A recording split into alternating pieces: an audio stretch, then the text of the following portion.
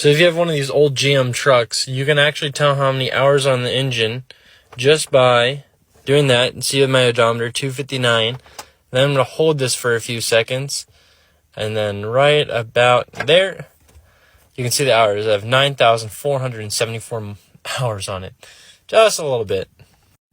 Yeah, I mean, if you have 13,000 hours on it, congrats. Especially on a 5.3 like this one. And it's so easy. I can't believe I didn't know this earlier. All you have to do is just hold that down. Then you got the hours.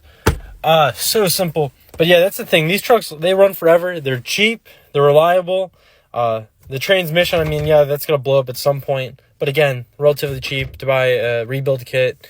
Rebuild it yourself. Take it to a friend. Have someone do it. It's not going to cost too much. These trucks are awesome. Only downside, they rust a little bit. Just a little bit. Just a little bit. I have no rockers on my driver's side. I have no rockers on my passenger side. The back of the bed on this Avalanche is gone in the corners. The cab corners are still there. Like, it's rotted all the way up to the cab corner. So I still have those. Those I'm sure will go next. But, yeah, you can't beat these trucks. They just rust just a little bit.